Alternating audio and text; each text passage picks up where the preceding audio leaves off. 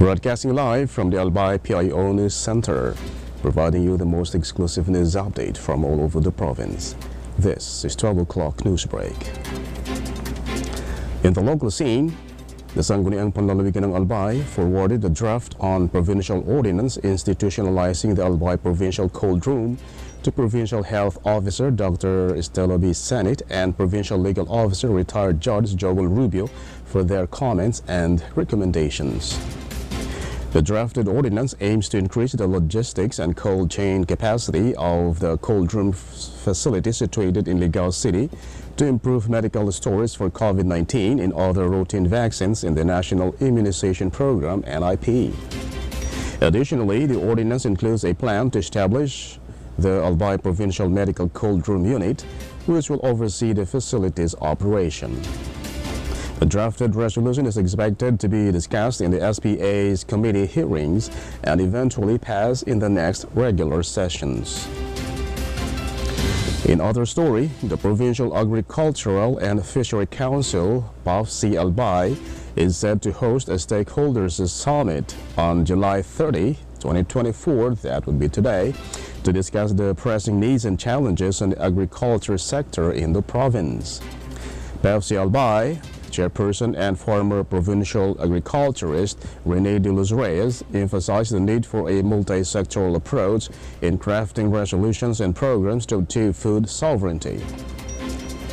The official also added that the upcoming stakeholders summit will focus on topics encompassing challenges and opportunities in the agriculture and fishery sectors, aiming to draft resolutions, sustainable plans, and establish linkages.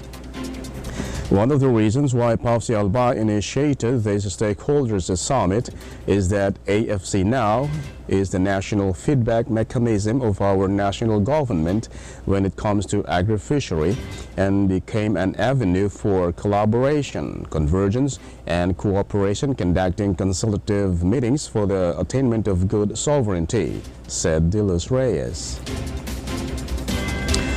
In the national scene, 98% of public schools in the country still made it time for the opening of the classes on Monday, following the impact of Typhoon Karina. According to Department of Education Secretary Sonny Angara, about 840 schools from different regions have decided to postpone their opening of classes due to the aftermath of the said typhoon and enhanced habagat. Consequently, they may hold makeup classes every Saturday to cope with the missed lessons.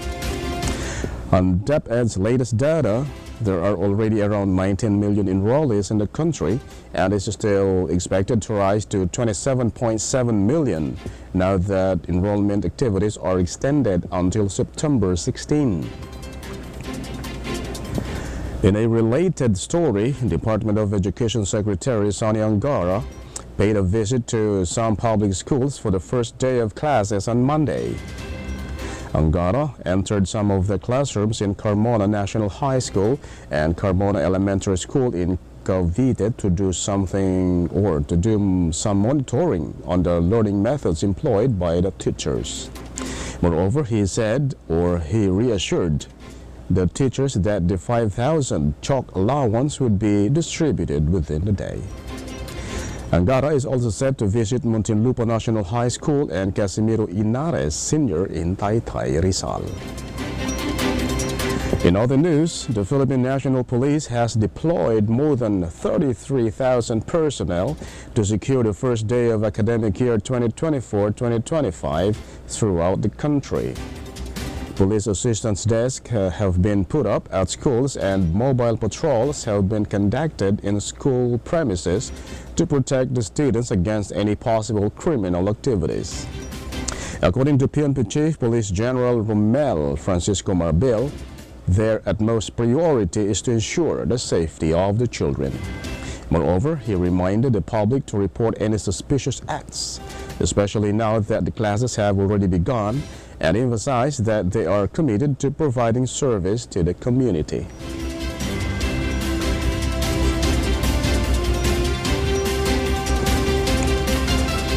And in the news outside the country, In a TV broadcast, live footage, Russia showcased its fleets in different locations during the annual Navy Day Parade on Sunday.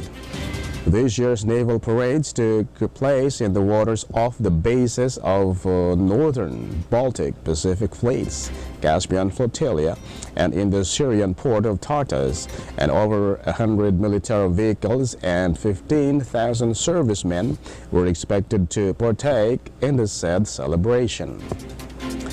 During his speech at the primary Navy parade, Russian President Vladimir Putin gave out a warning that if the U.S. would deploy long-range missile in Germany, they would be forced to position the same missile within the striking distance of the West.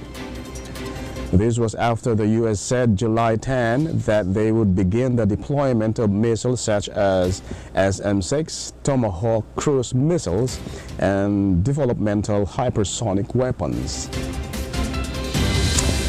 And finally, in the news outside the country, the United States and Japan got warned by China to stop creating imaginary enemies after the two countries took a stand against China in Tokyo talks.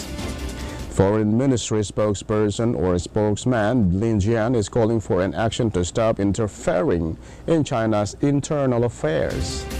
It can be recalled that after some talks in the Japanese capital, the U.S. and Japan condemned China's destabilizing action in the South China Sea and Russia's flourishing military cooperation with China and North Korea. The U.S. Secretary of State Anthony Blinken, Defense Secretary Lloyd Austin, and their Japanese counterparts stood firm in their objection to China's unlawful maritime claims and violent acts in the South China Sea. And that's all for the 12 o'clock news break, July 30, 2024.